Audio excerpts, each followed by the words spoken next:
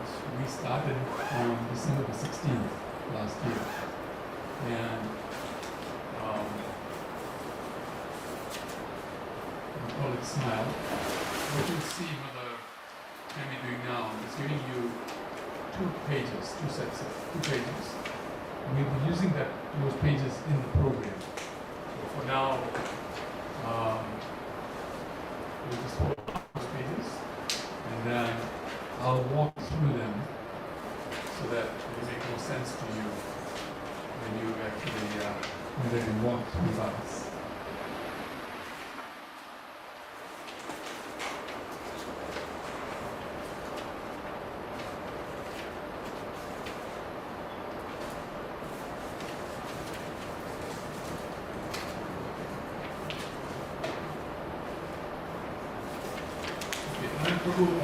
The mic that is being held by Tribhuvan Prabhu, does that mic need to be pointed whenever anybody is speaking, or just when? It's not on right now. Just whenever someone's speaking, I'll unmute it. Okay. No, my question is, why I'm asking is that whenever anybody speaks here, it'll catch on the it'll catch on, so that the people online can hear. Yeah. So what you see around here, the microphone systems and everything, is really for people who are coming in from online, coming on online. Yeah, online we have people coming in from Australia, from India, UK, different places like that, who already know about this program. Yeah, I'm going to introduce this program, and today I'm recording myself introducing this because we're creating an app. And the purpose of that app is that you can do this program on your phone. Like all apps, right? That's why we created it, so that you can do a program on the phone. And I'll explain the program, and you'll see why we're creating an app, and why today I'm just recording this part. Because what I'm recording now, I will get it transcribed by AI, and then turned into a video, so that people can see the video, and from the video they'll understand what this program is. That part is what I'm going to do with you now is give you an introduction. What is this program about? Why are we doing this? And then we'll get started with the program. The introduction itself will take about 20 minutes. It's a long introduction because there's a lot to be said. Okay, so please bear with me. Start recording. So we will start the recording with an invocation from Gyan, Gyan Janushalakara, Chakshuran Meritam Yen, Tasmei Shri Gurave Namaha. I was born in the darkest of ignorance, and by the sweetest graces of my spiritual master, my darkened eyes were opened with the salve of love in the form of transcendental knowledge. I offer my spiritual obeisances, gratitude, and homage to you. Okay, so the first thing is that this program is actually something that is aimed at anybody who believes that there is a God. So in a sense, this is a theistic program. This is not an ISKCON program, but it is a Hare Krishna program. The distinction between ISKCON and Hare Krishna is this, that ISKCON is an organization that Srila Prabhupada set up, whose purpose was to deliver the message of Lord Chaitanya Mahaprabhu in a way that people can actually join a lineage. Our lineage comes from Lord Brahma. The idea is to join the lineage and then go back home, back to Godhead. This program that we're doing is actually a Hare Krishna program where the idea is that people come to know about God and become persons who will love God and live their lives with love of God. So in a sense, this program has a wider audience. This is not the people who are being required to join ISKCON, become initiated devotees like that, but it is a program that encourages people to see God face to face and come to know about God. And then if they prefer to join ISKCON or any other organization that also preaches the love of God, they're welcome to do so. Okay? Just letting everybody know. So that because these recordings are going to go all over the world. Currently we have Christians in this program. We have Muslims in this program. So these are persons who are also interested in God.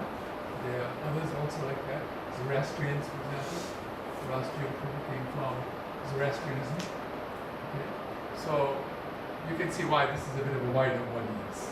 And so we're making this a little clear to everybody that everybody is welcome. Come as you are. We're not really we're not saying that we need these qualifications in you before you come to this program. If you are a living entity, you're entitled to come to this program. You're already qualified. You're already a child of God. Krishna says that in Bhagavad Gita on page 45, and the seed being father of all living entities. So all living entities are children of God and are entitled to their father and their father's estate. Who may also do the work, Krishna says. All children of mine are entitled to my estate. And the part and parcel of my family. And he also says that he is our greatest benefactor, well-wisher, and lover.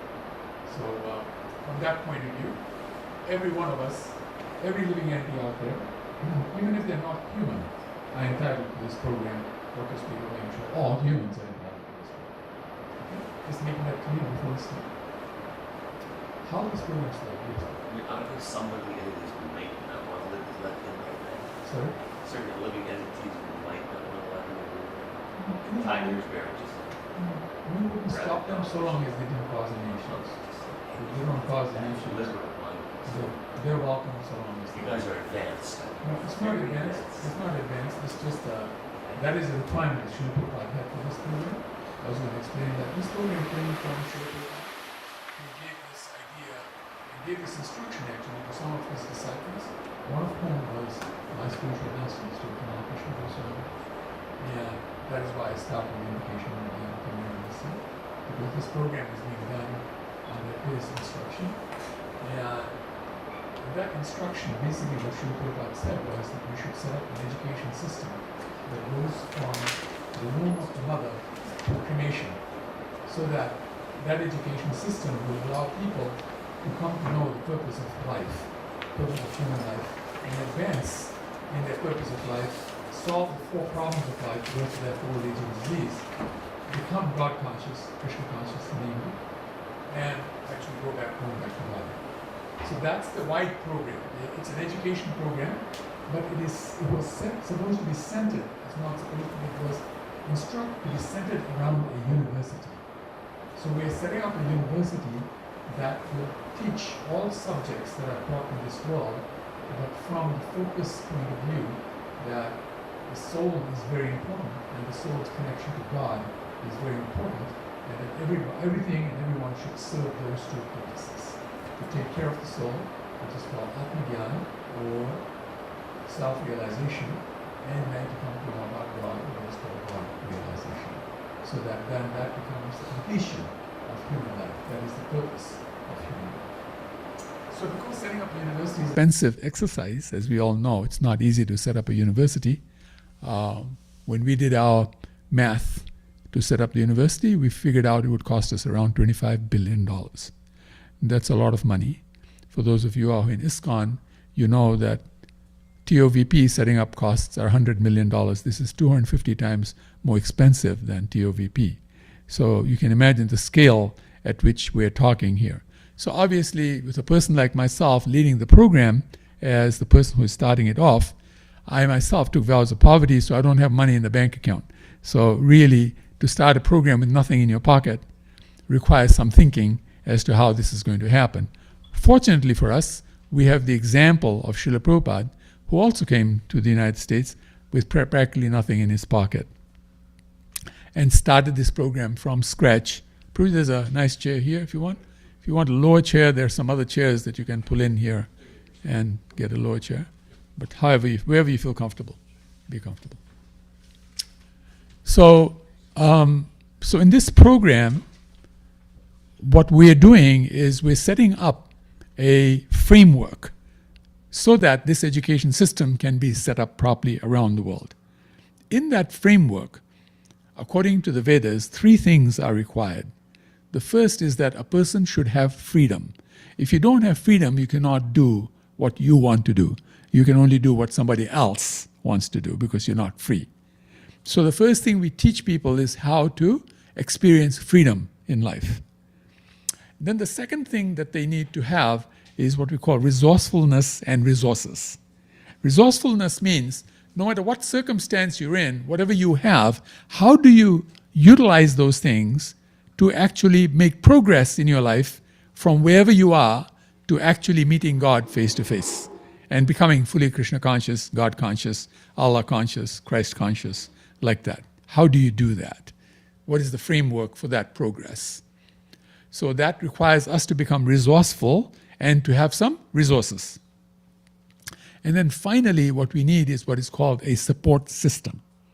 In the support system, what happens is that we're able to do what we want to do because others are also helping. I give the example of Amazon. Amazon is a $1 trillion company, but you don't see that Jeff Bezos does everything in the company, right? He doesn't acquire the product, ship the product, go to the bank and bank the money, do the advertising, etc. on his own, does he? He has a whole team with him. And because he has a team, that team allows him to actually do what we want. So in the Vedas, the answer is given that in Kali Yuga, power will lie in association. So we create a Sangha. And that Sangha is a support Sangha. Just like in ISKCON, we see in Krishna consciousness, we see that the sadhus are like a Sangha, right? A Sangha of sadhus. And therefore we're able to do things in our lives that we want to do. Okay, so to do that, basically, we created a full arrangement. We started on the 14th of January, 2025, to plan this out. And over about a year, we created the whole program. How are we going to do this? So in this program, the first part of the program is actually called SMILE. Now, before I go there is something that was done as a research by one of the largest education companies in the world, which currently has in their system 2.4 million students. So you can imagine how big that company is. It's a huge educational organization. It's the biggest one in the world.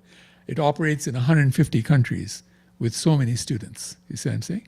So these guys did a huge research. Currently, what is the greatest concern that people have in their lives?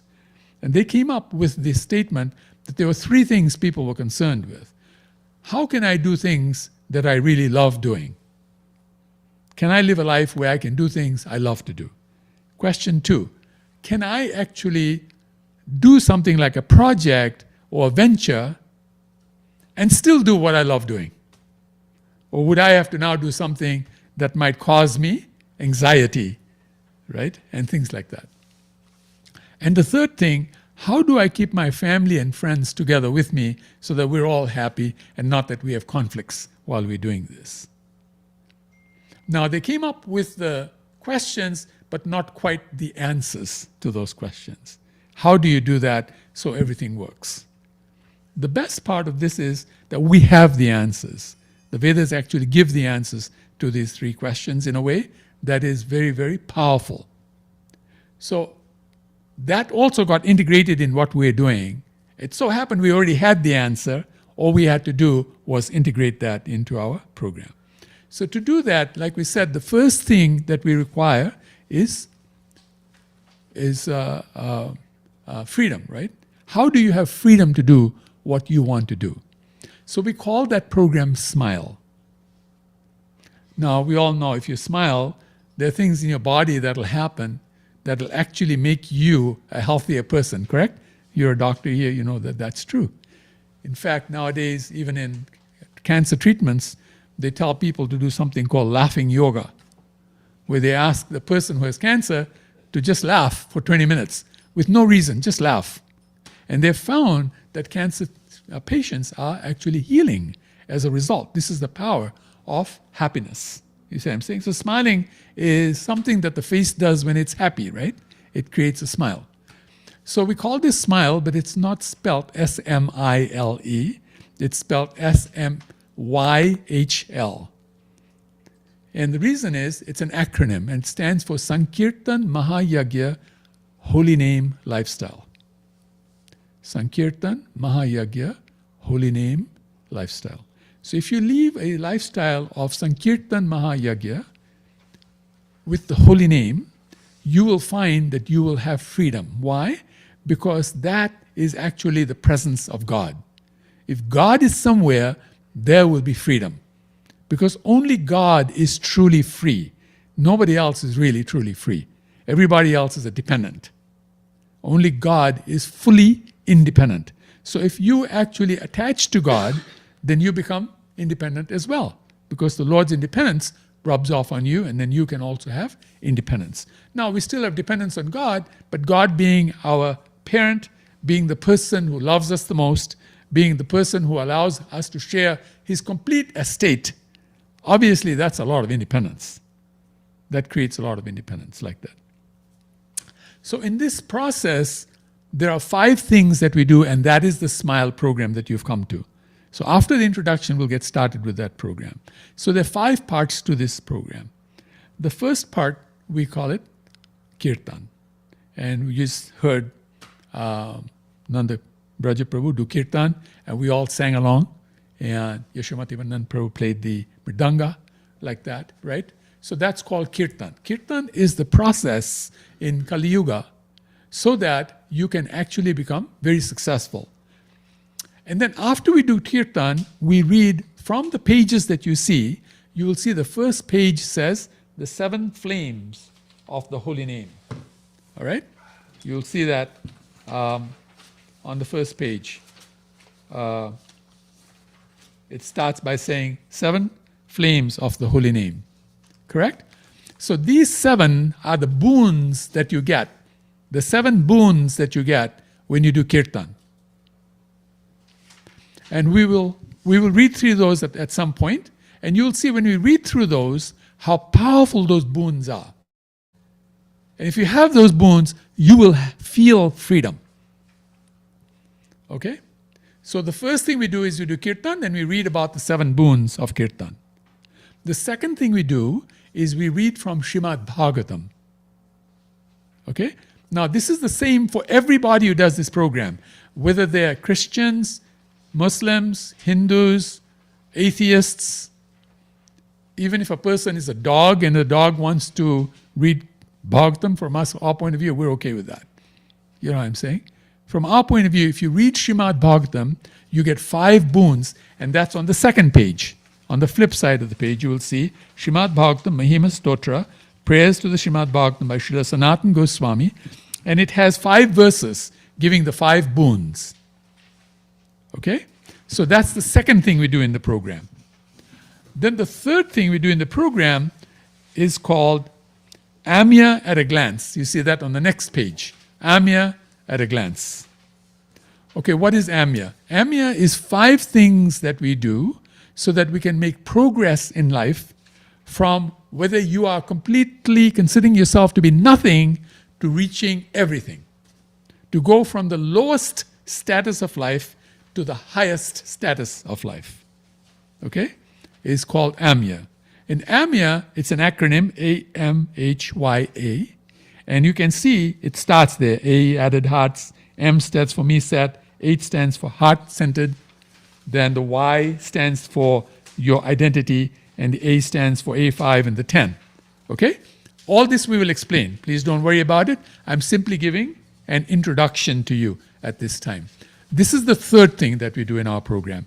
At this time, we also talk about some micro wins in your life, some small things that you can do in 5 minutes that will create amazing success. We call it micro win, great mercy.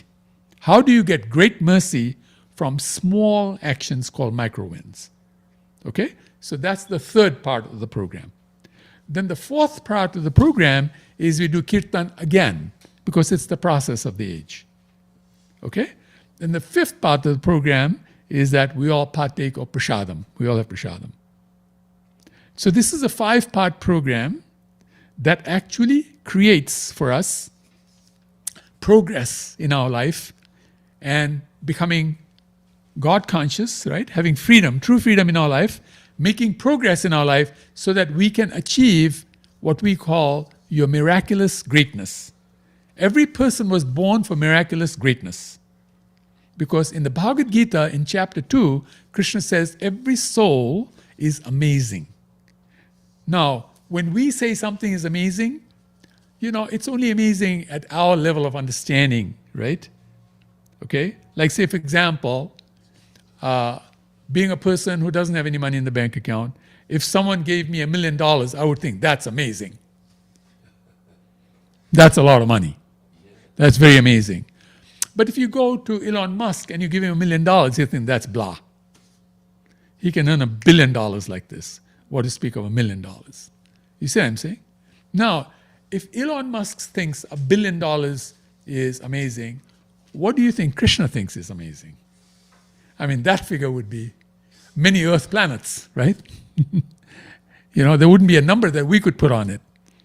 So when Krishna says the soul is amazing, that means every soul is truly amazing, very amazing. We cannot imagine how amazing each soul is. Do you get the idea? So this is why we say that we should all manifest our miraculous greatness. What is that miraculous greatness is what we talk about also in our programs with AMIA. Like we say, for example, if you have love of God, that is miraculous greatness. Because now you're attaching to God and you're raising yourself to the level where you can actually relate with God, right? You're in that league, the league of God. That's an amazing league. You see what I'm saying? And now you become a truly amazing person. Yes, you can have billions of dollars, but then you can lose the billions of dollars. In your next life, you may have to pay back the billions of dollars. It may not be a very good proposition when you're paying it back, right? It's a great proposition when you have it, but it's not a great proposition when you're paying it back. Correct? So basically, in AMIA, we're helping people come to two things: your miraculous greatness and living life on your terms. No longer living the life because your boss tells you this is how you should live your life. Your politician tells you this is how you should live your life.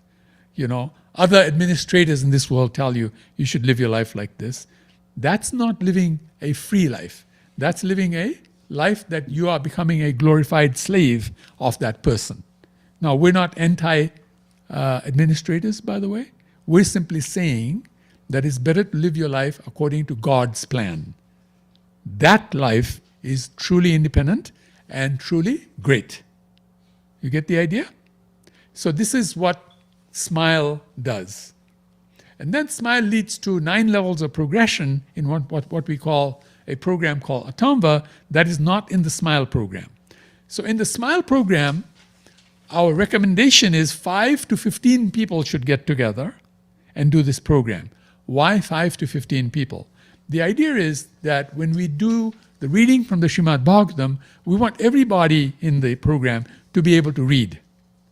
You get the idea? Because if everybody reads, they feel like they're part of the program.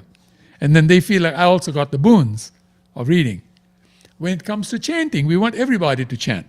We want everybody to feel that every person in the program is equally important. We don't want to create any hierarchy where some people are important and others feel we just have to go along with everybody else. That's not our program. Our program is, how can everybody feel that I am also a child of God, I am also beloved to God, I also have the opportunity to serve like that. Right? That makes sense? Yes? At this point, I'm going to ask you, do you have any questions before we start the program?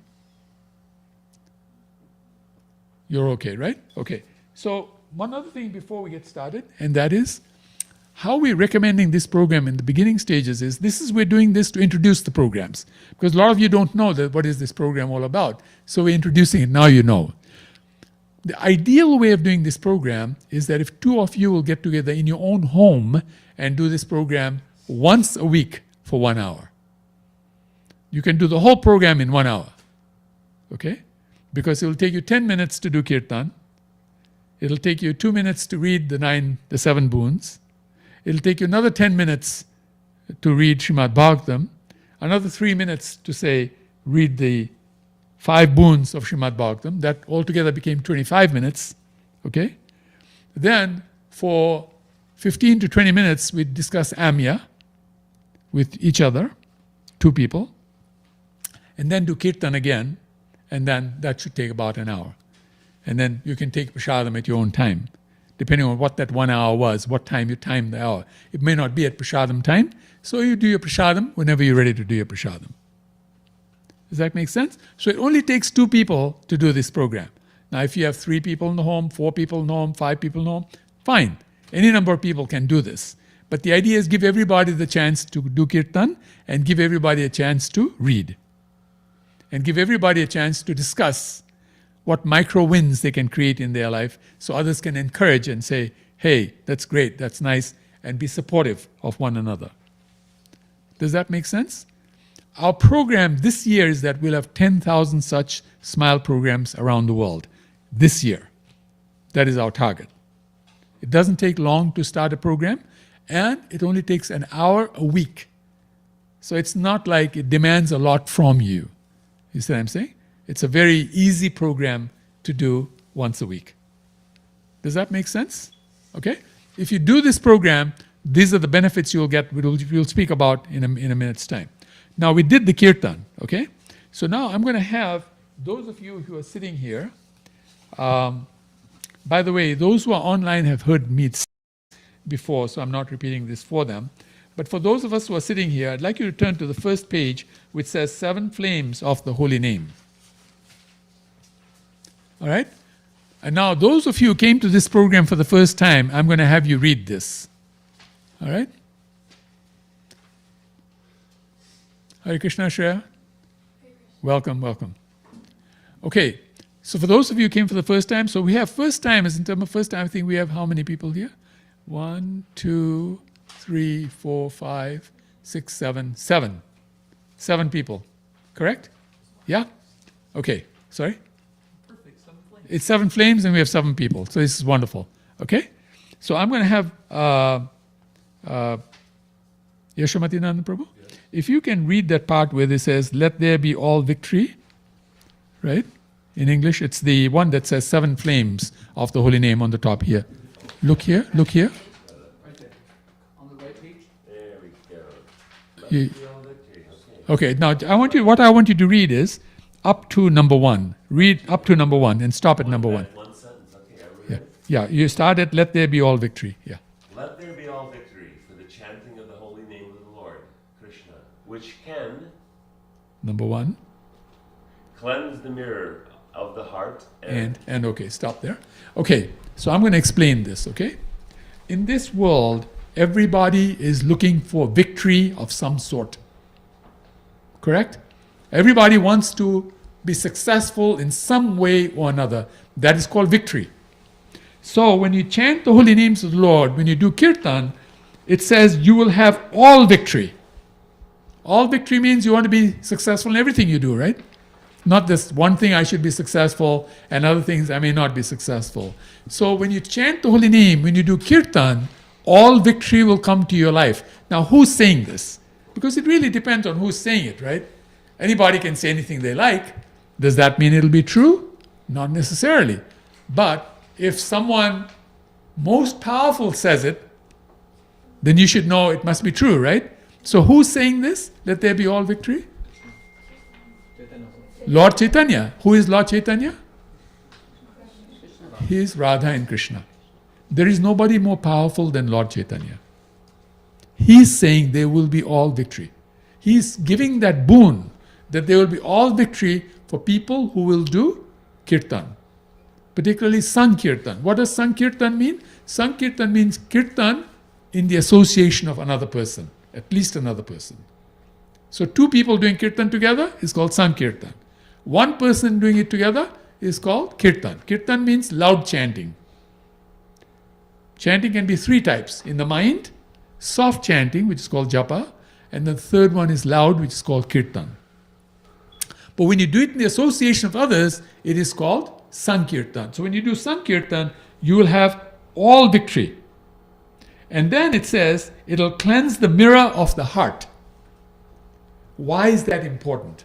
That is important because the mirror of the heart will reflect the Lord. Now you'll be able to see the Lord. If the mirror is clean, you'll be able to see the Lord and you'll be able to see yourself properly.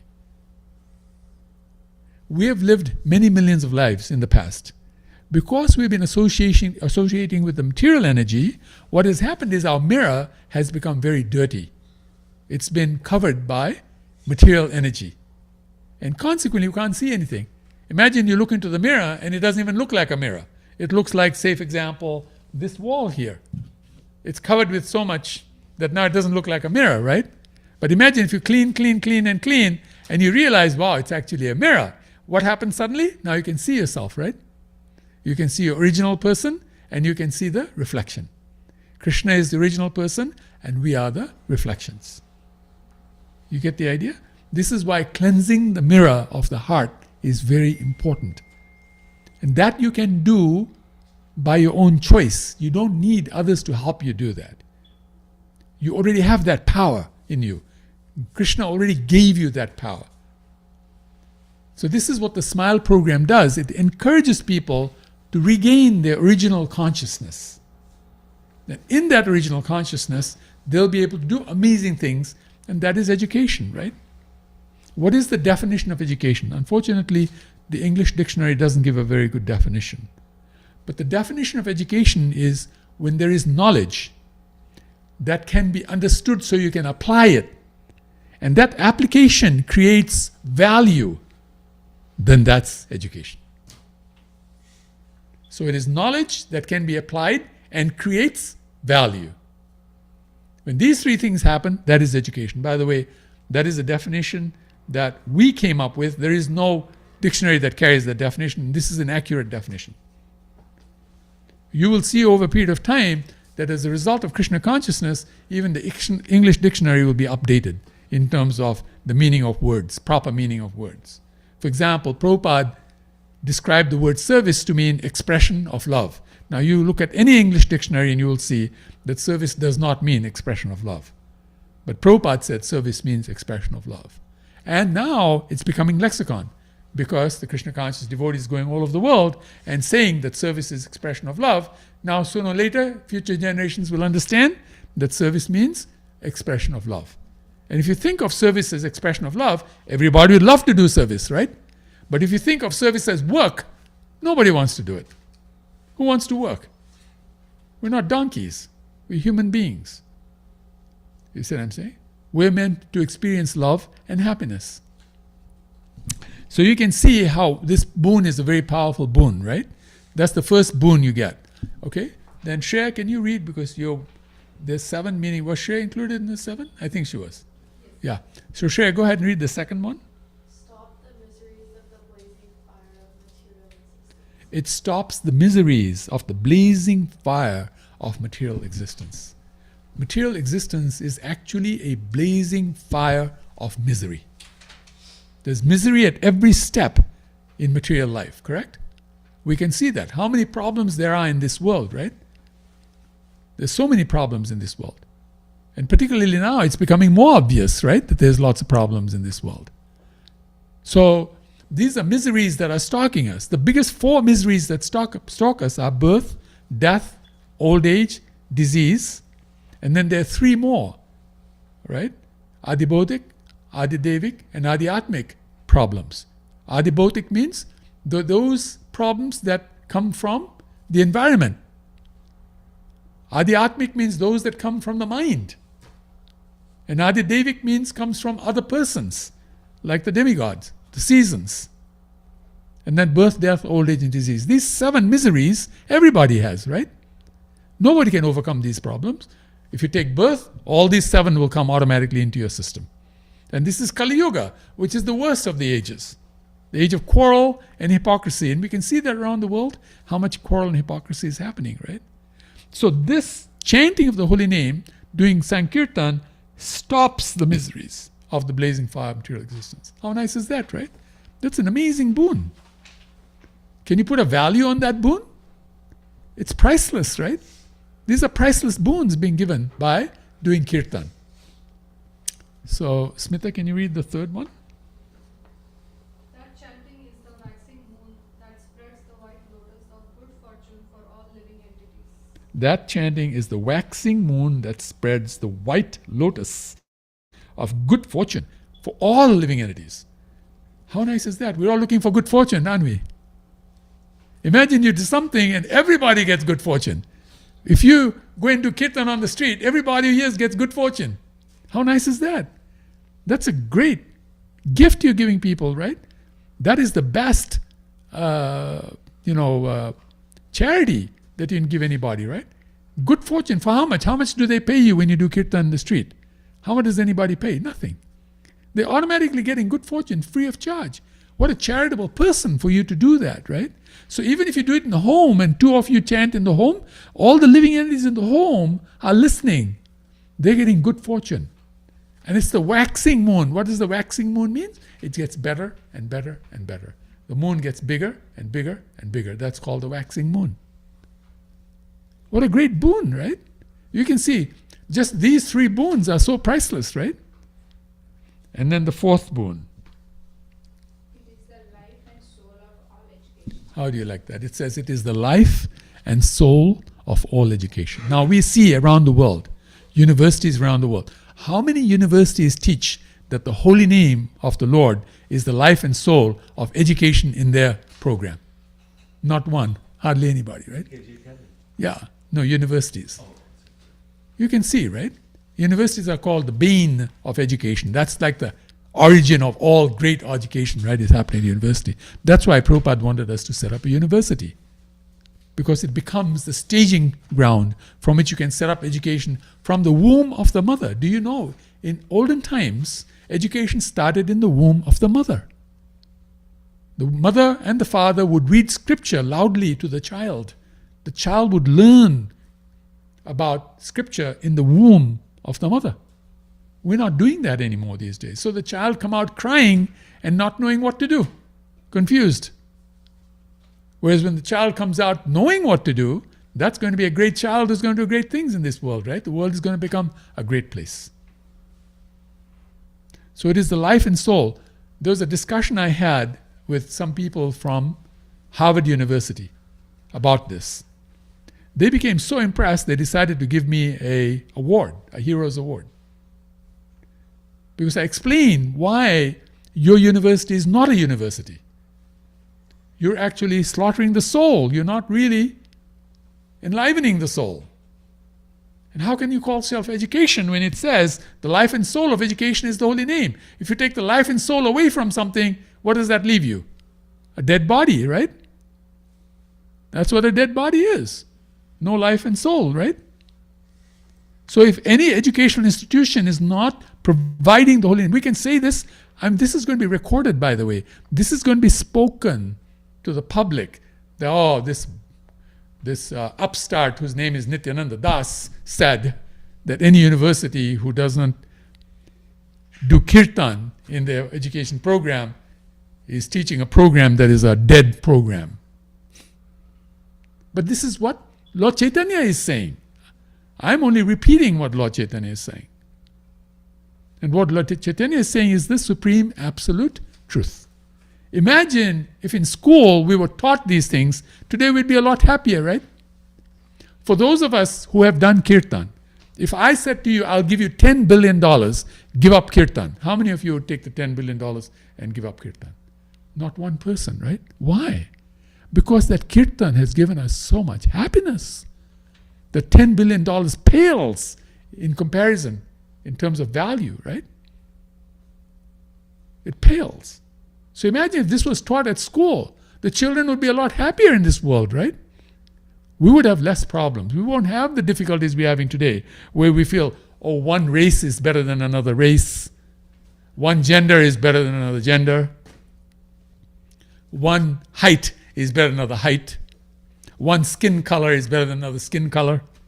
And all the nonsense we teach in this world, right? We wouldn't be doing that. We realize everyone is a child of God. Everyone is loved by God. Everybody is entitled to love of God, which is the greatest thing in this world. No more creating hierarchies, and here are some leading people who are going to boss around and manipulate other people. No more doing anything like that. All right, then the fifth one. The chanting of the holy name of Krishna expands the blissful ocean of transcendental life. How nice is that? Everybody wants to be blissful. Everybody wants to be blissful. This is what expands the blissful ocean. An ocean of bliss. Of what? Transcendental life. What does transcendental life mean? Transcendental life means life which is beyond material life, that is better than material life. You see what I'm saying? Like, I'll give you an example. And you can ask devotees if this is true. There are devotees who joined this movement whose life wasn't doing that great before they joined the movement. Let's go back to our beginnings, right? When we started as a movement, Prabhupada spoke to people who were called hippies. The hippies weren't doing all that great, were they? They weren't doing all that great. They felt they were doing great, but in their hearts they felt something's missing. There's some knowledge out there that is powerful knowledge. They were looking, they were searching for the answer. They weren't feeling great about their life, right? Then they came across Prabhupada, who told them what the purpose of life was. Suddenly these hippies became happies. They started jumping up and down. They started speaking to the other people in the world and saying, this is the greatest thing. They would go to airports and push books into the hands of people. They became brave. They became lions. When you come to the Hare Krishna temple in Dallas, there are 82 lions at the temple. 82. If you see them. We counted them one day. Include the four on the altar? No, including all the altar, including the three at Tamal Krishna Maharaj's Samadhi. Oh. There are three of them there. And the Vyasa. And the Vyasasana has two. The front has two at the entrance. If you add them all up, it came to 82. Good work. It is a temple of lions. You become a lion when you come to the temple and become a devotee of Krishna. If you become a devotee of God, you will be a lion or lioness. You stop acting like a mouse. That is transcendental life. How you can go from being an ordinary person to an extraordinary person. Now, whether others recognize that is not our problem. It's their problem. If a person cannot recognize a real diamond from a cubic zirconia, which is actually a fake diamond, that is not the diamond's fault, right? You can't blame the diamond for that. You blame the person who can't recognize. So yes, many people don't recognize that the devotee of Krishna is the highest position anybody can achieve in their human life. Correct? So the holy name allows people to understand this. What a great boon. We're giving proper information here now. We're learning properly amazing things in life. Correct? Okay, then the next one, number 6. It gives a cooling effect to everyone. There you go. Everyone needs cooling effect, right? We tell people sometimes, just chill. You're getting too worked up here. You're getting too hot under the collar. Calm down. You know? Don't get so excited in a way that's going to hurt your feelings. Don't fight. Right? Just chill. Well, here it says, if you do Sankirtan, you'll get that cooling effect. And you'll calm down. And you'll be in your senses better. And you'll do greater things. And you will help others become happier in their lives. Not only you will be happy, but you will help others become happy. What a great boon, right? If I can become wealthy, that's a boon. But if I can make others wealthy, that's a greater boon. Correct? Look at the powers of these boons. All this we're saying from 10 minutes of kirtan in a whole week. Can someone say, I don't have that much time? Now you can see why we're separating from ISKCON a little bit here. Because ISKCON will recommend you should be doing more than 10 minutes every day. We're saying at least start once a week. You will see it'll grow on you. You will see you'll love it. And what you love, you're going to do more of, correct? Every one of us, whatever we're doing, we do more of because we love it. If you love pizza, you eat more pizza, right? If you love ice cream, you eat more ice cream. If you love more bitter melon, you eat more bitter melon. People do what they love and love what they do when they do what they love. This is the boon you get from chanting the holy name of Krishna. Then what is the 7th one? Prabhuji? Wants to taste full nectar at every step. How do you like that? Full nectar at every step. In this world it is described there is danger at every step. And here this says full nectar at every step. Takes you from one end to the other end.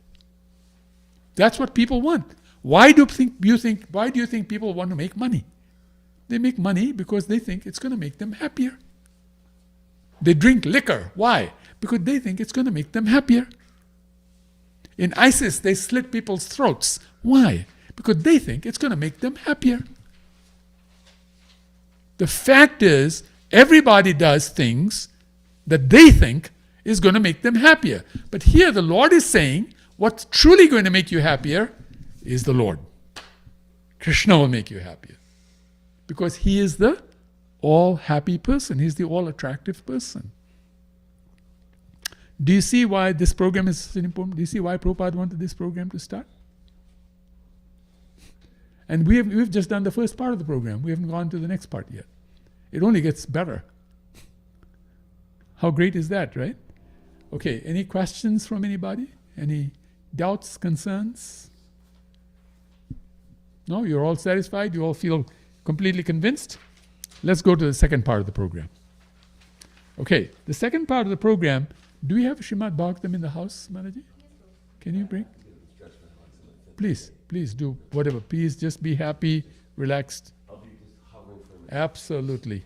Whatever you like. Before they freeze up and I'll grab another water. That's it. Absolutely. Please do. Prabhuji has some very strong health challenges. It's a surprise that he's still alive and walking around. Modern science is amazing.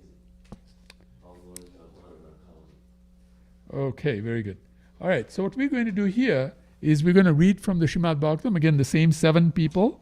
I'm going to ask you to read these pages for about a minute each. Okay? So we're going to start on page number 21. Okay, we're starting from page number 21 and we're going to read. So, Prabhuji, I'm going to have you start this time. So, come and take this book. And I'll have you read for 1 minute, okay? And when you reach the minute, I'll let you know, pass it on to the next person, and you pass it on to Prabhuji there, so he will take the next, you'll be the next person to read, okay? So go ahead, Prabhuji. The authorities of the Vedas is unchallengeable. Speak a little louder so everybody can hear, okay? Go ahead. Stands without any question of doubt. And whatever stands in the Vedas must be accepted completely. Otherwise, one challenges an authority of the Vedas. Go ahead. The counsel and cow dung are both bone and stool of the 2 living beings. But because they have been recommended by the Vedas, and few people accept them as such because of the authority of the Vedas. Go ahead, keep going. I'll tell you when to stop. Yeah. The idea is that one cannot seek his imperfect reason about the authority of the Vedas. The order of the Vedas must be obeyed as they stand, without any mundane reasoning. The so-called followers of the Vedic injunction make their own interpretation of the Vedas injunctions. Okay, stop there. Okay. Now pass it on to him and tell him where you stop so you can start from there.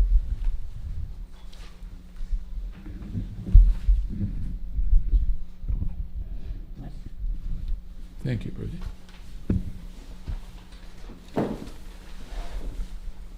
Go ahead, Prabhuji. Yes, please. The so-called followers of the Vedic injunctions make their own interpretations of the Vedic injunctions, and thus they establish different parties and sects of the Vedic religion. Lord Buddha directly denied the authority of the Vedas, and he established his own religion. Only for this reason, the Buddhist religion was not accepted by the strict followers of the Vedas. For those who are so-called followers of the Vedas are more harmful than the Buddhists. The Buddhists have the courage to deny the Vedas directly, but the so-called followers of the Vedas have no courage to deny the Vedas, although indirectly they disobey all the injunctions of the Vedas. Lord Chaitanya condemned this. The examples given by the Lord of the conch shell and the cow dung are very much appropriate in this connection. If one argues that since cow dung is pure, the stool of the learned Brahmana is still more pure, his argument will not be accepted. Okay. Pass next person.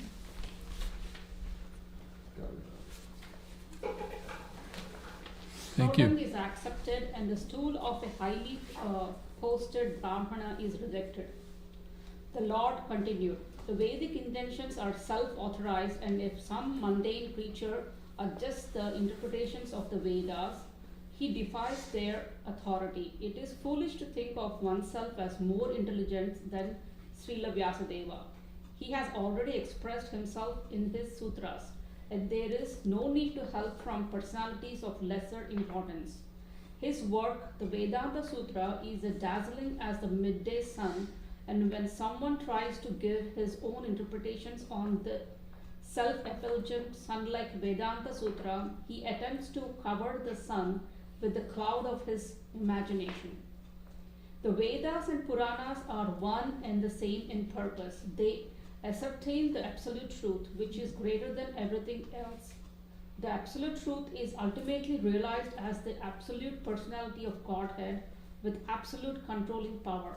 Okay. Next person. As such, the absolute personality of Godhead must be completely full of opulence, strength, fame, beauty, knowledge, and renunciation. Yet the transcendental personality of Godhead is astonishingly ascertained as impersonal. The impersonal description of the absolute truth in the Vedas is given to nullify the mundane conception of the absolute truth. Personal features of the Lord are completely different from all kinds of mundane features. The living entities are all individual persons, and they are all parts and parcels of the Supreme Whole. If the parts and parcels are individual persons, the source of their emanation must not be impersonal. He is the Supreme Person amongst all the relative persons. The Vedas inform us that his Brahman everything emanates and on him everything rests. And after annihilation everything merges in him only. Therefore he is the ultimate dative, causative and accommodating cause of all causes. Okay. Next person. And these causes cannot be attributed to an impersonal object. The Vedas inform us that he alone became many, and when he so desires, he glances over material nature. Before he glanced over material nature, there was no material cosmic creation. Therefore, his glance is not material. Material mind or senses were unborn when the Lord glanced over material nature. Thus, evidence in the Vedas proves that, beyond a doubt, the Lord has transcendental eyes and a transcendental mind. They are not material. His impersonality, therefore, is a negation of his materiality, but not a denial of his transcendental personality. Brahman ultimately refers to the personality of Godhead. Impersonal Brahman realization is just the negative conception of the mundane creation. Paramatma is the localized aspect of Brahman within all kinds of material bodies. Okay. Next person. Ultimately, the supreme Brahman realization is the realization of the personality of Godhead, according to all evidence of the revealed scriptures. He is the ultimate source of Vishnu Tattvas. The Puranas are also supplementary to the Vedas. The Vedic mantras are too difficult for an ordinary man. A little louder, Shreya. Yeah, for an ordinary man. Women, Sudras, and the so-called twice-born higher castes are unable to penetrate into the sense of the Vedas, and thus the Mahabharata and the Puranas are made easy to explain the truth of the Vedas. In his prayers before the boy Sri Krishna, Brahma said that there is no limit to the fortune of the residents of Vrajabhumi, headed by Sri Nanda Maharaja and Yashodhamani. Because the eternal absolute truth has become their intimate relative.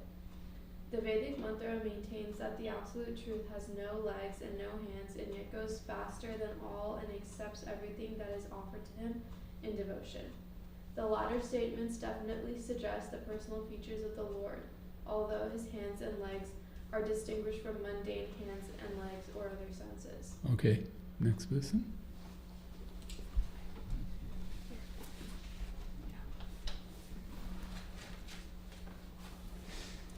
Brahman, therefore, is never impersonal, but when such mantras are indirectly A interpreted, little louder, Mataji, please.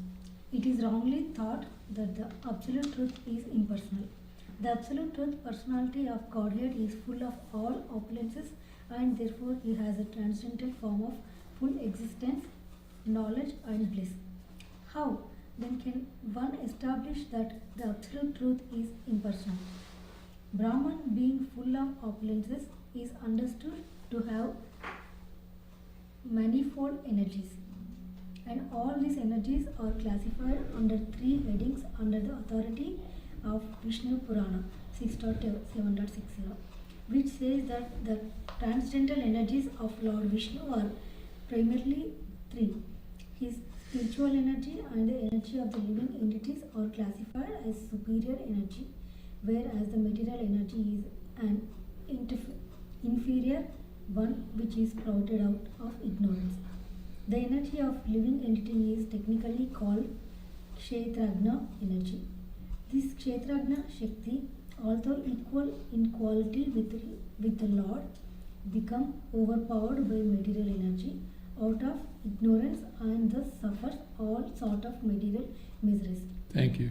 Next person. In other words, the living entities are located in the marginal energy between the superior spiritual and inferior material energies, and in proportion to the living being's contact with either the material or spiritual energies, the living entity is situated in proportionately higher and lower levels of existence. The Lord is beyond the inferior and marginal energies, as above mentioned, and his spiritual energy is manifested in three different phases, as external existence, eternal bliss, and eternal knowledge.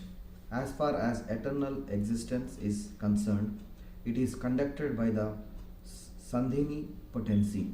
Similarly, bliss and knowledge are conducted by the Haladini and Samvit potencies respectively. As the supreme energetic Lord, he is the supreme controller of the spiritual, marginal and material energies. Thank you. Next person. Where are we, sir? And all. And all? Yeah. And all these different types of energies are connected with the Lord in eternal devotional service. The Supreme Personality of Godhead is thus enjoying in his transcendental eternal form. It is not astounding that one dares to call the Supreme Lord non-energetic. I'm going to have to reread that. Is it not astounding that one dares to call the Supreme Lord non-energetic? The Lord is the controller of all energies, and the living entities are parts and parcels of one of the energies. There is a gulf of difference between the Lord and the living entities. How then can one say that the Lord and the living entities are one and the same? In the Bhagavad Gita also, the living entities are described as belonging to the superior energy of the Lord. According to the principle of intimate correlation between the energy and the energetic, both of them are non-different also. Therefore, therefore the Lord and the living entities are non-different as the energy and the energetic. Thank you very much. End of paragraph. Hare Krishna. Okay, so now we'll turn to that page that says here, Srimad Bhagavatam Mahima Stotra. That page, turn to that page, please. And there, we're going to start reading again the 5 boons for reading the Srimad Bhagavatam, for following the Srimad Bhagavatam. Okay, so Can you read the first one? Can you read the first one? The first one, yeah, the 5 wounds. It starts with, no problem. Take your time. It says this, it's this one here. It's, you got it? The nectar of the ocean? Yeah, start with, O nectar. Should I read the Sanskrit? No, just the English, yeah.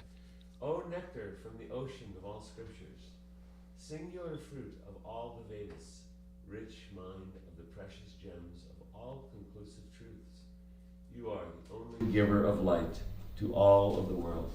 So here we can see in the first boon it is described that of all the scriptures in the world, the nectar of it is Srimad Bhagavatam. Take all the scriptures in the world. It says, O nectar from the ocean of all scriptures. The nectar is Srimad Bhagavatam, the singular fruit of all of the Vedas. And all of these scriptures, the Srimad Bhagavatam is the one fruit of all scriptures. The purpose of a tree is its fruit, correct? If you plant an apple tree and no apples grow on it, you'll say that is not an apple tree. There's no apples. But here it says, of all the trees of scripture, the one tree which is the nectar has only one fruit on it. That fruit is Srimad Bhagavatam. And then it says, rich mine of the precious gems of all conclusive truths. Everybody's chasing truths in this world. People want the truth, right? Then there are conclusive truths. And if you take all those gems of those conclusive truths, the rich mine of them is the Srimad Bhagavatam. When you read the Srimad Bhagavatam, you will be mining the rich gems of all conclusive truths. All, by the way, doesn't leave out any. All doesn't leave out any, right? Then it says, you are the only giver of light to all the worlds. Now you can imagine the value of light, right? If there was no light in this world, what would happen? No light. Everything would die. Bas. It'll be over. Game over. Here's the only light is Srimad Bhagavatam. And yet most of us don't know this, right, in the world. A lot of people don't know this. We need to give them this information so they will have light. And they will have the best conclusive truths, all the conclusive truths. They will be able to actually enjoy the singular fruit. People love to eat nice fruits, right? They say mango is the king of fruits. Well, the king of all real fruits is really Srimad Bhagavatam. If you read Srimad Bhagavatam, you will see. Now people say, I don't think it's true, but you've got to do it to see it. It's like people say, I don't think mango is the best.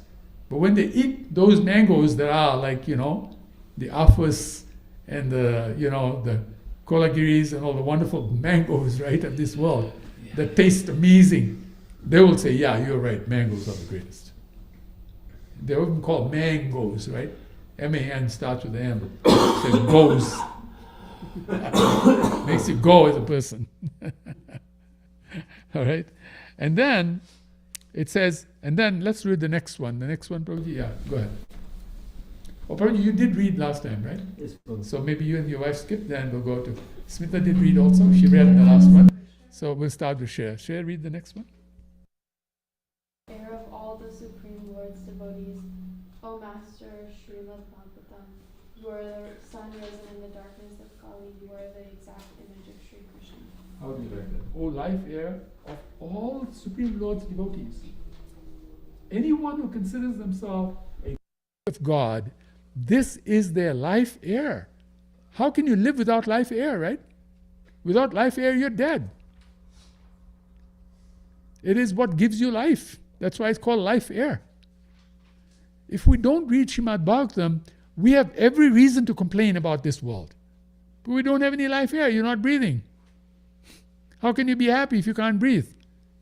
Right? If you start choking and you can't breathe, you're not going to be a happy person. And then it says, O Master, Srimad Bhagavatam, it is the Master. You are the sun risen in the darkness of Kali. The sun doesn't rise, you know what will happen, right? Game is over. Then it says, you are the exact image of Sri Krishna. Srimad Bhagavatam is the exact image of God. You want to see God, read the Srimad Bhagavatam. You will get to see God in exact image, not speculation. Or it might be like this, he must be like that. An argument, does he have a form? Does he not have a form? All that will be solved. All issues will be solved. How beautiful is that boon, right? And then the third boon, Maraji?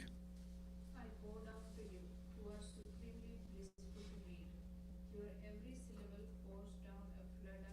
of prema. You can always be served by everyone.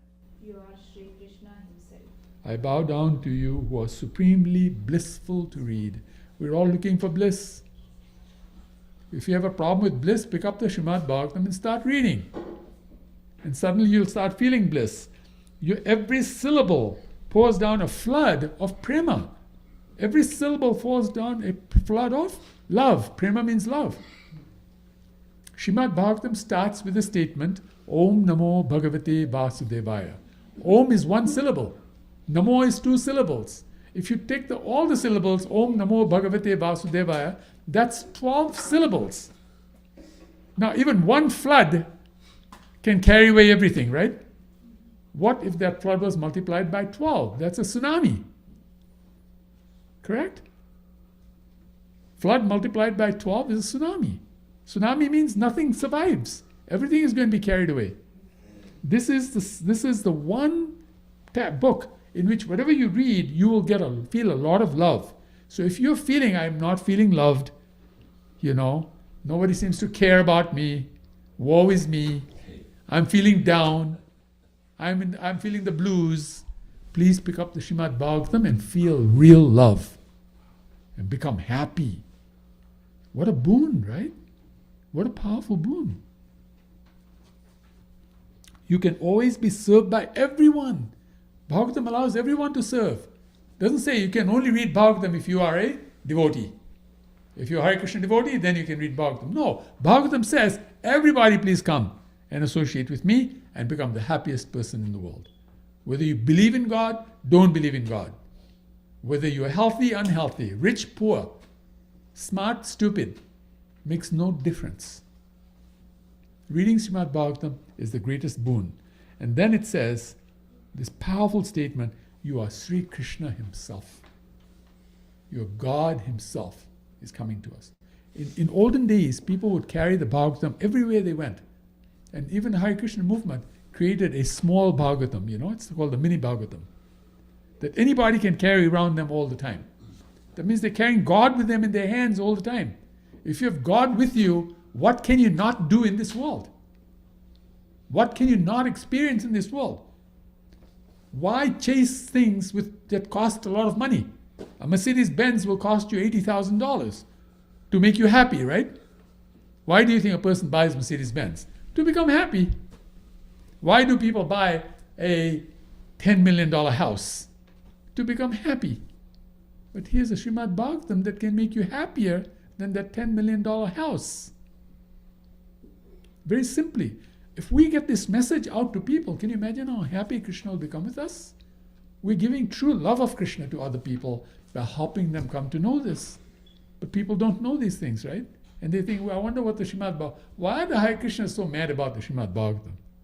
Well, they're mad about it. They're crazy about it because they become crazy happy after associating with it. You see what I'm saying? We want that message to go out to people.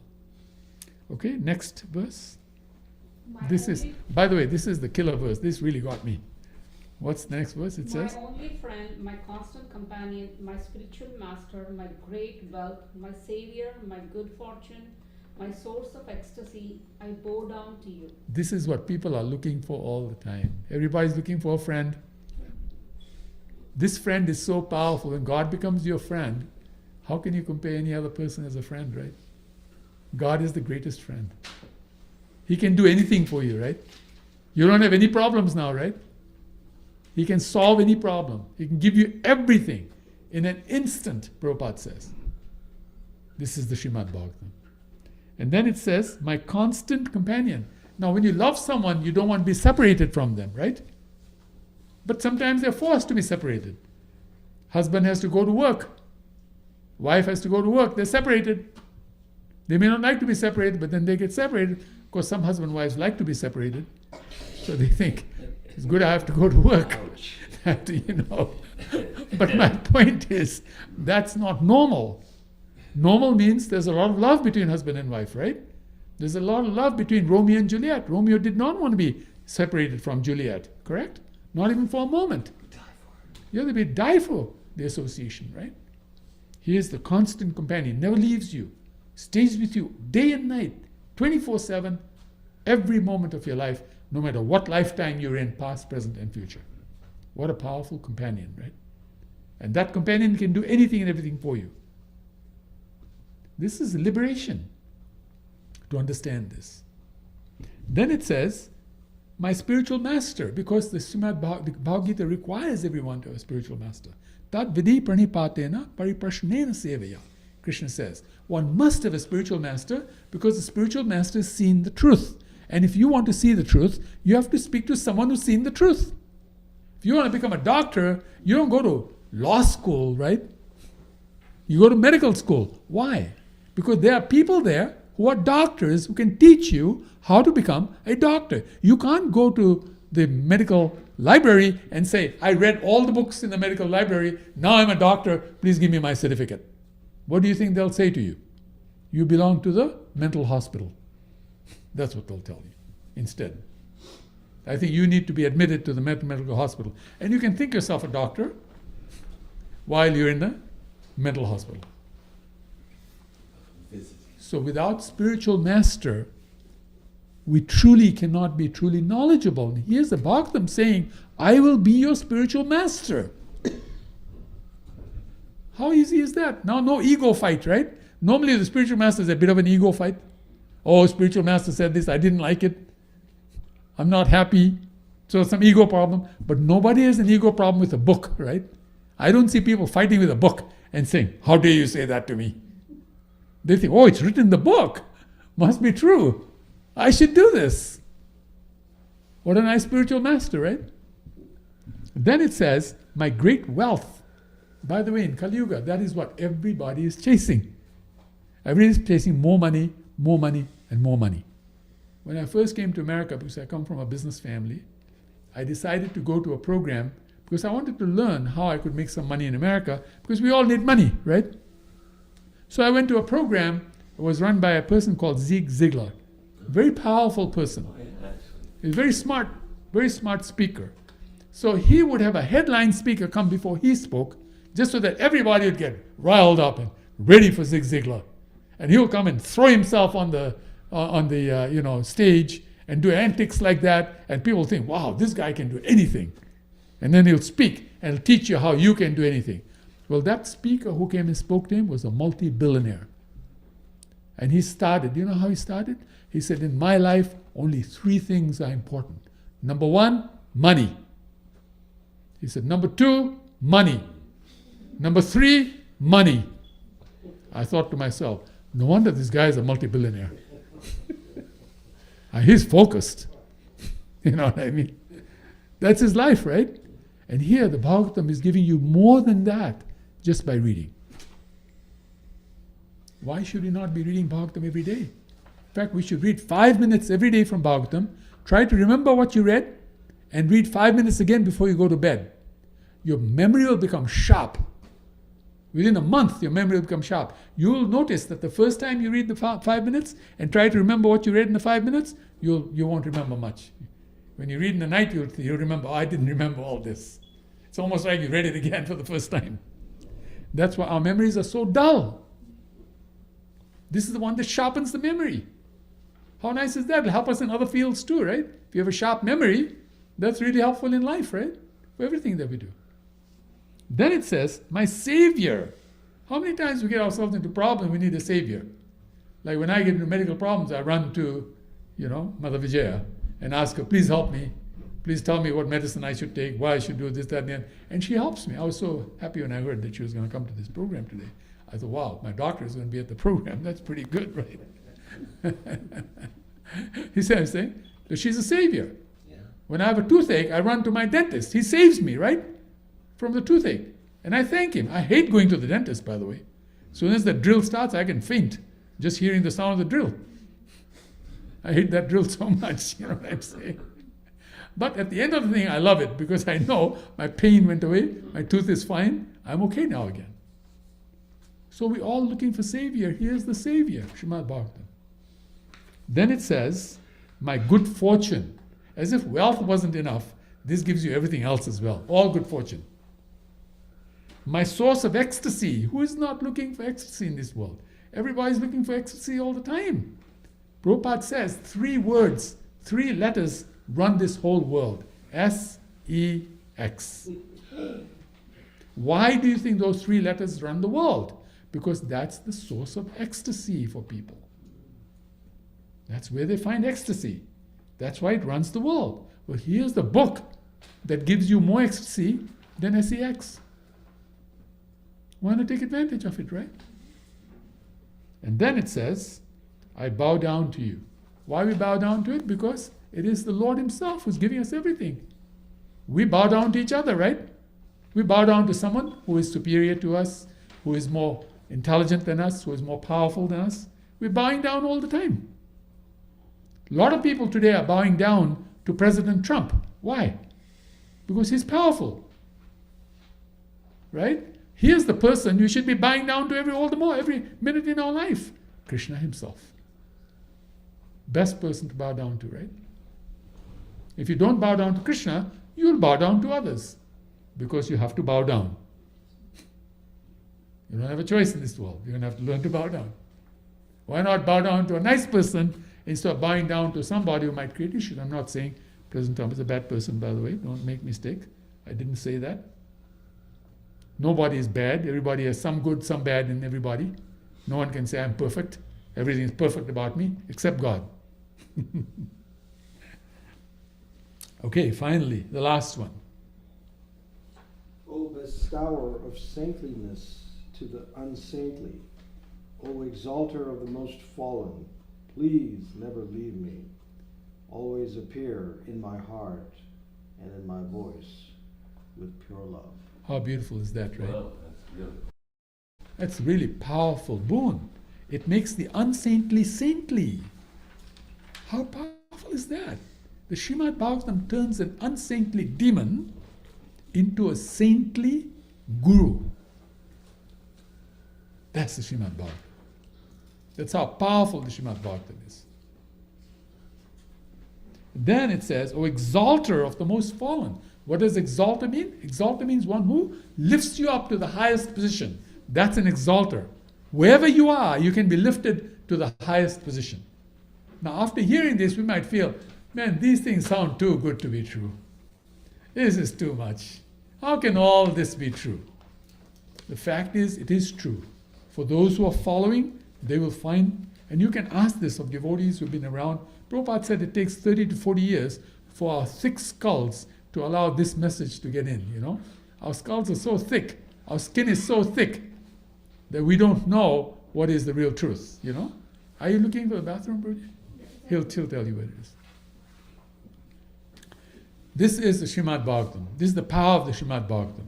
Then it says, please never leave me. We pray to the Srimad Bhagavatam, please always stay with me. Always appear in my heart and my voice with pure love, because love is the most powerful thing in this world. If you have love, people will be attracted to you. It is, love can defeat anyone and everyone, and anyone and everyone together cannot defeat true love. That's the power of love. So if you have love in your heart and in your voice, you will be a happy person. People honor you, they will like you, they will want you to be with them. If you're a grouch, nobody will want you around them. You see what I'm saying? So let's give up our grouchiness and become loving people by reading Srimad Bhagavatam, learning this information, and spreading it with others. Now you can see why Smile is such a powerful program, right? It teaches these things. All right?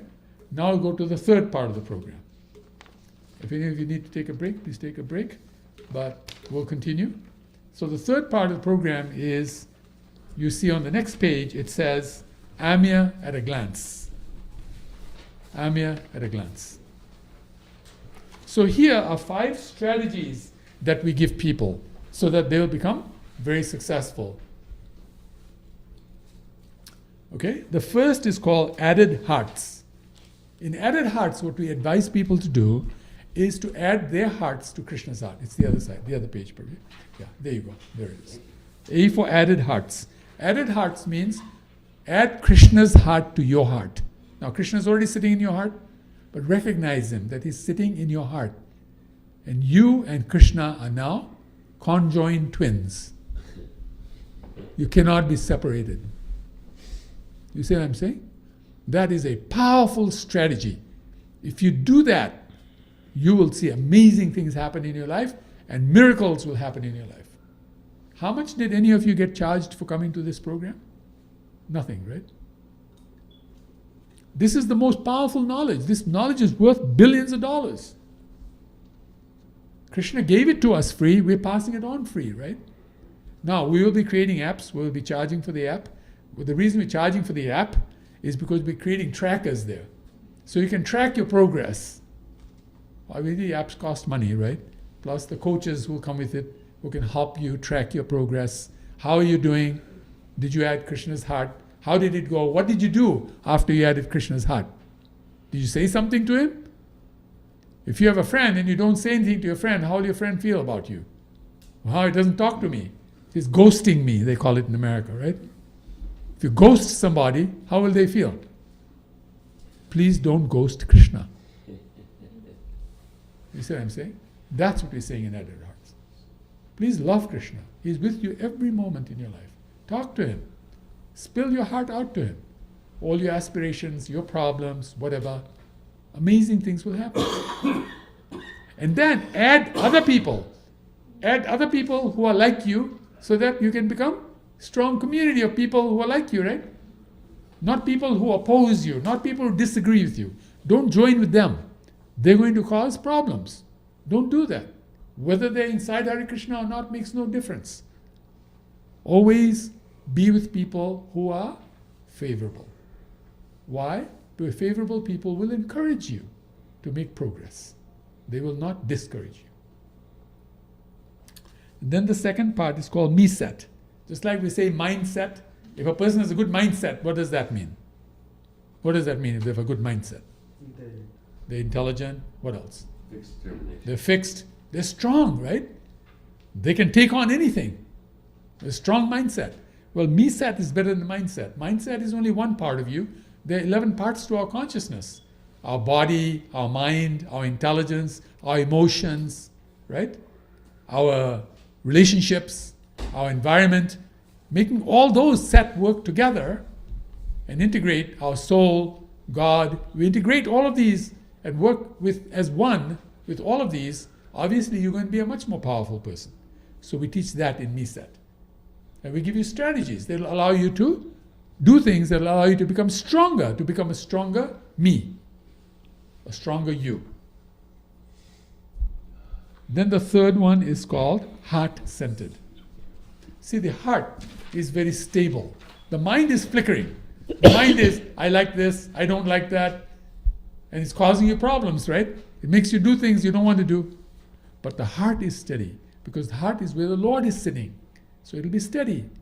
It'll help you become a very strong person, steady person, who can not only be strong for oneself, but strong for others. And here I give the example of the mother.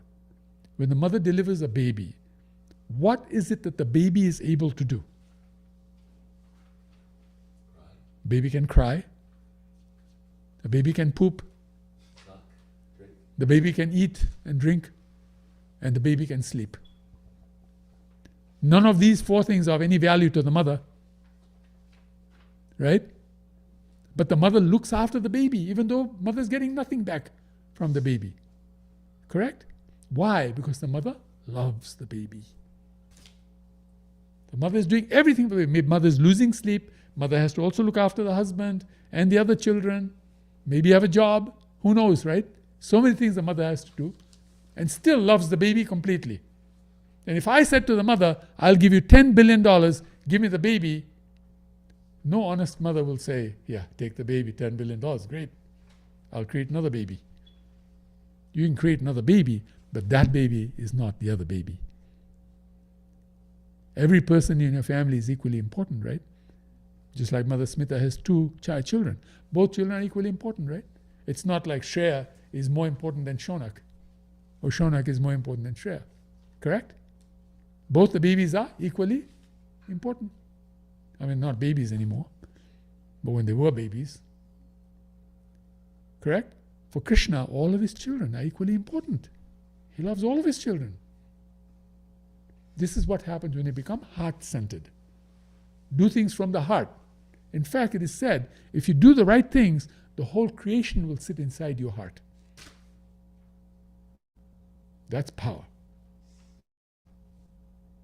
And then the fourth is called the Y, which is called Yobira, which means your omni-best identity reveals all. We all have an identity which was given to us by Krishna. When we were in the spiritual world, we lived that identity. Then we came to the material world and we lost our identity. And now we're struggling to figure out, what is my purpose? What am I supposed to do in my life? And that struggle creates misery. Right? And people make money out of the struggle. They say, we will teach you the purpose of life. And they have no idea what the purpose of their own life is. But they will teach others what is the purpose of life. This is a cheating process. That is why this world is said to be made of two types of people, the cheaters and the cheated.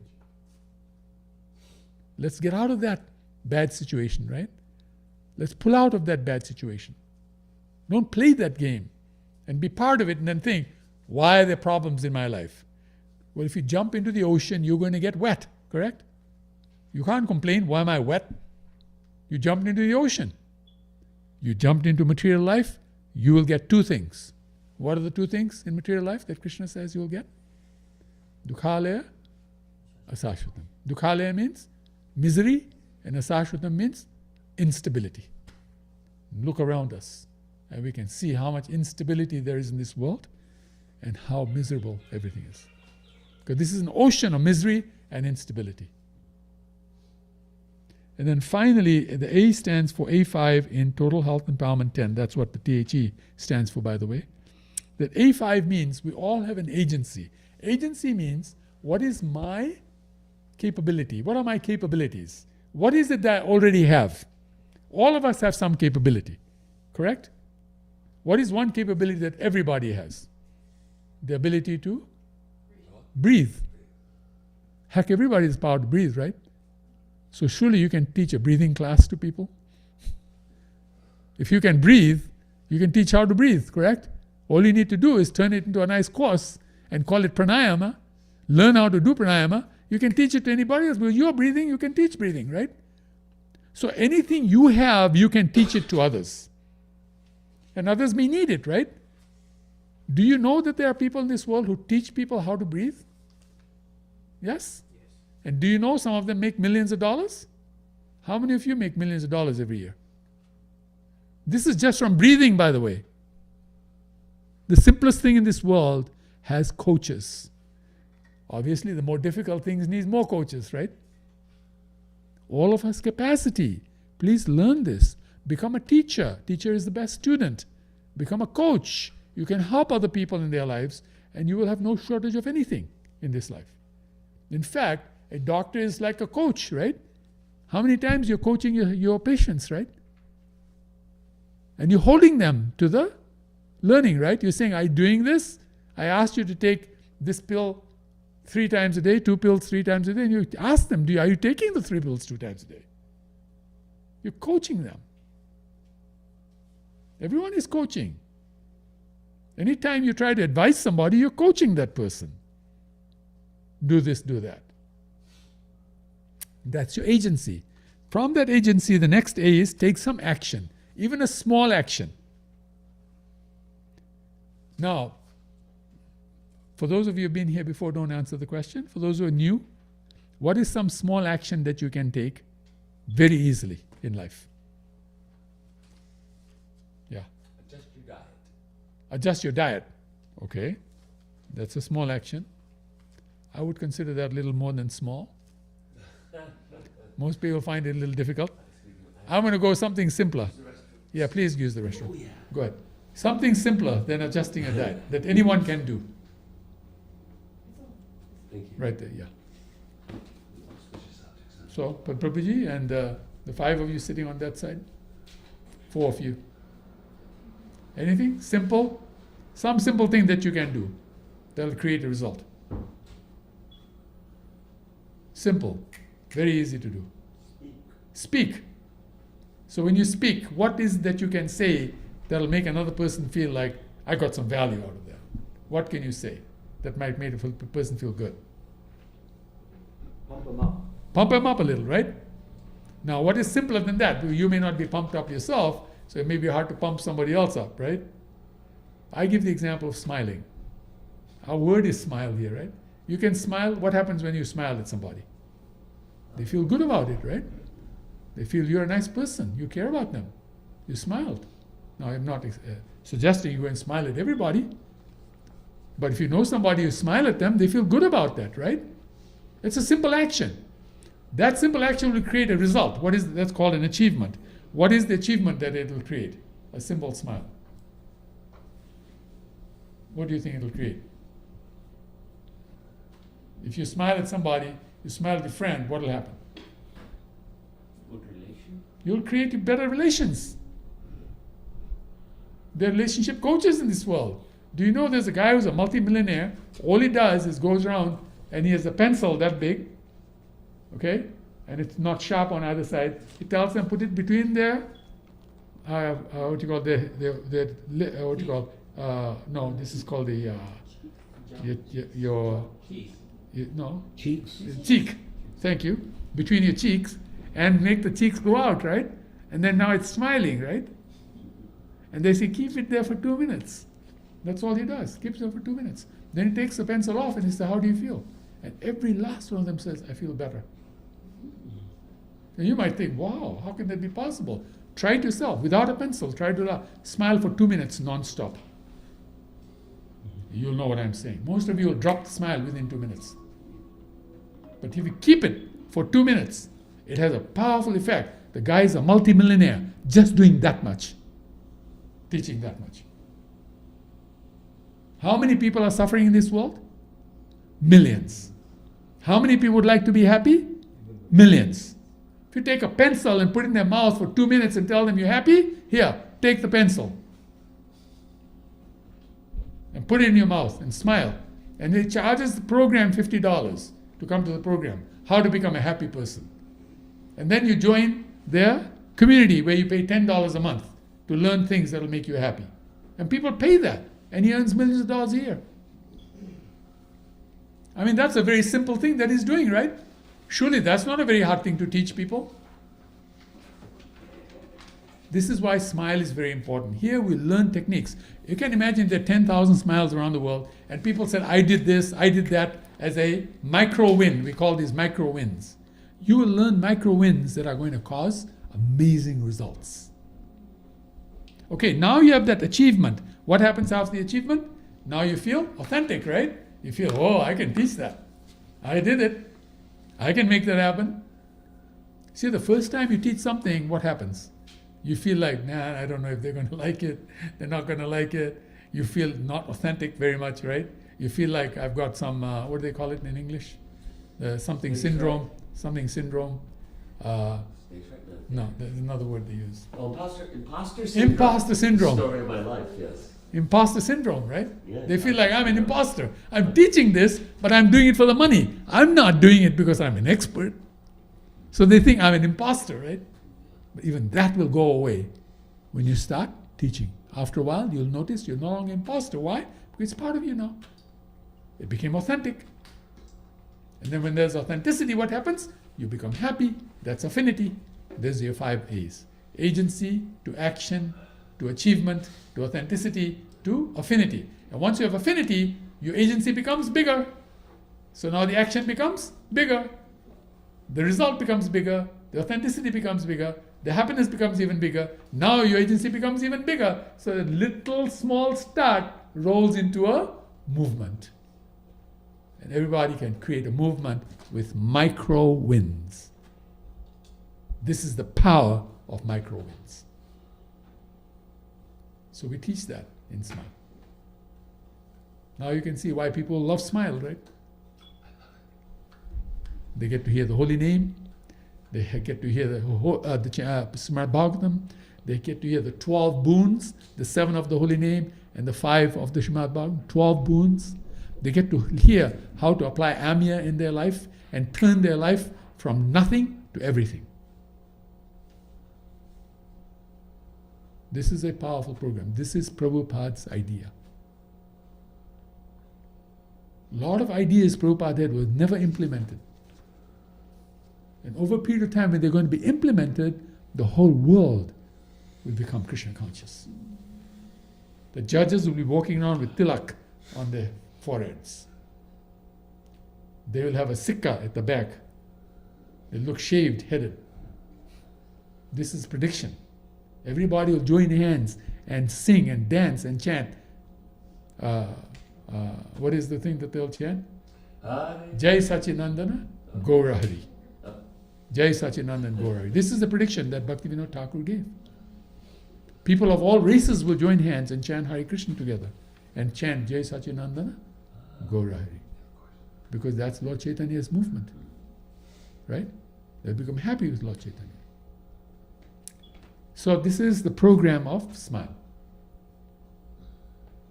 Now, please, every one of you think of a micro win you can do that in your life. Take advantage of this learning and do it. And people pair. Husband and wives can pair.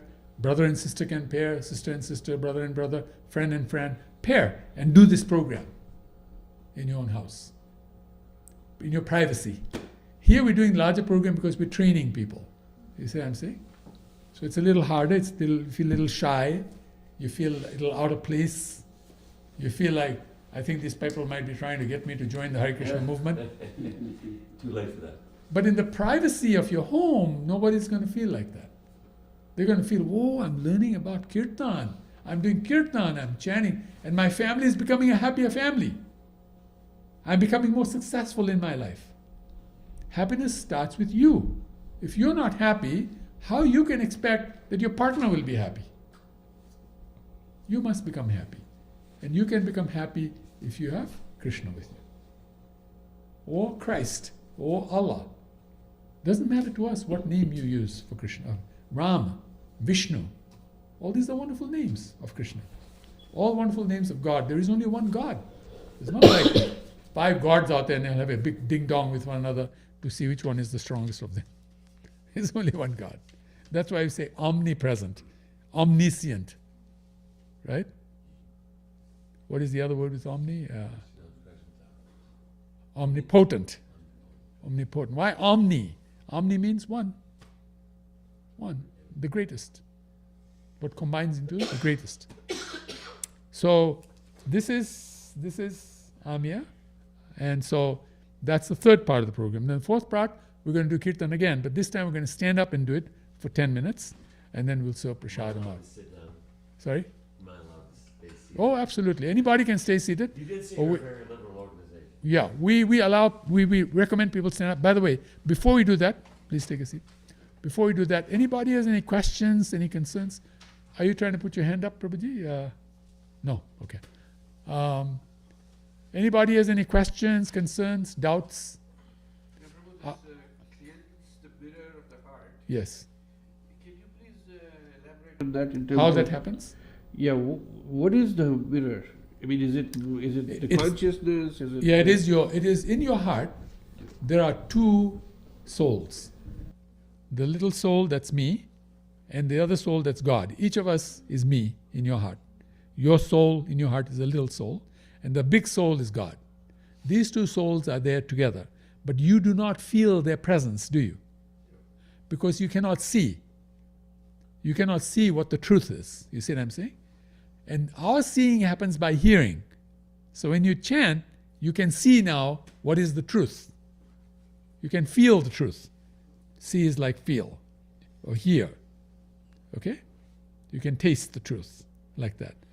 So what happens is when you chant the holy names of the Lord, the dirt in the heart are your material, the material energy that's sitting in your heart, your material desires, your separation from God. Material desires means those desires that are displeasing to God. Imagine when you're married, there's some things that are displeasing to your wife, right? So if you do things that are displeasing to your wife, what happens? She hits you with a rolling pin on your head, right? And then you have to go to ER after that, right? Correct? Yeah. So same thing with material life. When we do material things, we get misery. And we don't like the misery. But the misery came from material aspects of our life. So now we want to remove those material aspects of our life and do things that are pleasing to God. Everything can be pleasing to God. Going to work, running a business, cleaning the house, eating food, dancing, sleeping, anything can please the Lord if it is done for the pleasure of the Lord. So when you chant, you get this understanding that I should do things for the pleasure of Krishna, because I am part of Krishna's body. Mamevangsha jiva loka jiva bhuta sanatana. I'm part and parcel of Krishna. Doesn't mean that we're one with Krishna in the sense of impersonalism. We're one in purpose. Just like you and your wife, this is my 48th year as a marriage counselor. I tell people when they're getting married, the purpose is that two bodies will become one soul. Means you understand each other, you love each other, you care about each other so much that neither of them has suspicion about the other person. For example, I'm sitting here, my wife is somewhere else. I'm not feeling suspicion. I wonder what my wife is up to right now. And my wife is not thinking, wonder what that Nityananda is doing right now. Which girl he might be talking to, which woman is he getting associated with. She doesn't think like that. Why? Because the two of us are one in purpose. We're both trying to please Kalchanji. You see what I'm saying? So she knows whatever he's doing, he's trying to please God. I'm trying to please God. That's becoming one in purpose. This comes when you do kirtan. Krishna gives this boon to people. If you do kirtan, this type of clarity comes. So that now when you have a mirror, what does the mirror have to do? It has to be clear, right? Then you can see. If the mirror is dirty, you cannot see, right? So we clean our heart like that. Clean our heart off the dirt in the heart. What is the dirt in the heart? Those things that displease Krishna are the dirt in our heart. And when you do more things that please Krishna, our heart becomes clearer and clearer and clearer, and we understand what I should do and should not do, who I should associate with and not associate with. What is my purpose, not my purpose. We'll understand all of this and we'll make the right choices, and then we'll get the best results. You get the idea? That's cleansing the mirror of the heart. So ultimate success means you become like Krishna. Yes, you understand who Krishna is, and you understand what is your purpose in life, and now you're doing that, and now you are happy. It's a little like, imagine you go and work for Microsoft, right? And then you're doing work for Apple. But you're sitting in Microsoft's office doing work for Apple. What will Microsoft say to you? You're fired. You see what I'm saying? They might even sue you, right? So my point is, we are Krishna's children. We should be serving Krishna. If we're serving Maya, then we're cheating Krishna, correct? So then, what it does is, it tells us that we are children of Krishna. We're beloveds of Krishna. We should be doing everything for Krishna's pleasure. And then you will become happy, and Krishna will be happy, and everybody will become happy around you as well. We will share that happiness with others. That's the cleanliness situation. That's why we say cleanliness is godliness. It's not that cleanliness is next to godliness, but cleanliness is godliness. Clean heart means you are now godly. Godly doesn't mean you're God. It means now you're associating with God correctly. And pleasing God, and also, because just like if your father is rich and you are the son of your father, you're also rich. Correct? Bill Gates' daughter wants to buy a Lamborghini which costs $2 million. It's not a problem. He'll just write a check and she's got a Lamborghini in 5 minutes, right? Do you know at one time Bill Gates was not checking his bills under $50,000. It was not worth it for him to check bills under $50,000. Under what figure do you not check your bills? Zero. You can see how rich Bill Gates was. And one time he found somebody was using his credit card, and they racked up $2 million in charges on his credit card. He would be an easy one for this. So he thought, hey, who charged all these $2 million on my card? I didn't charge this. So then he hired an accountant, paid him $500,000 just to check his bills. That's rich. You see what I'm saying? So if you have a rich father, you're going to be rich. God is everything, right? So if you're the Son of God, then Lord Jesus is the Son of God, right? Today people worship Him as God. They build churches and temples in His name because He's the Son of God. Every one of us is a child of God. But Jesus recognized that. He knew that. He understood that. He lived that. And look how great a movement He started and how many people today are saved because of Jesus. Every one of us has that capacity. Are we doing it? Or are we just going to chase small dreams?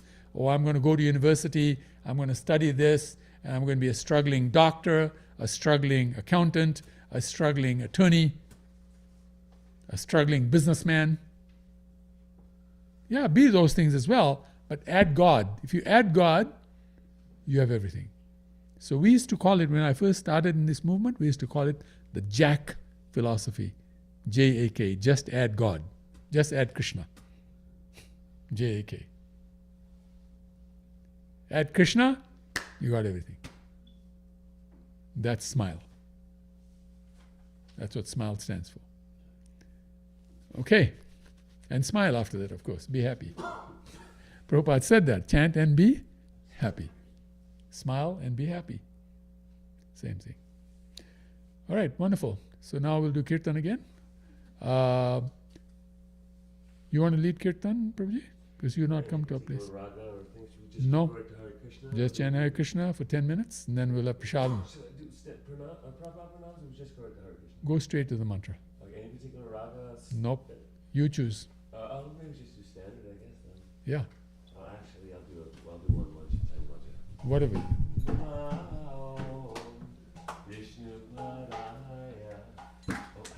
I can't stop myself.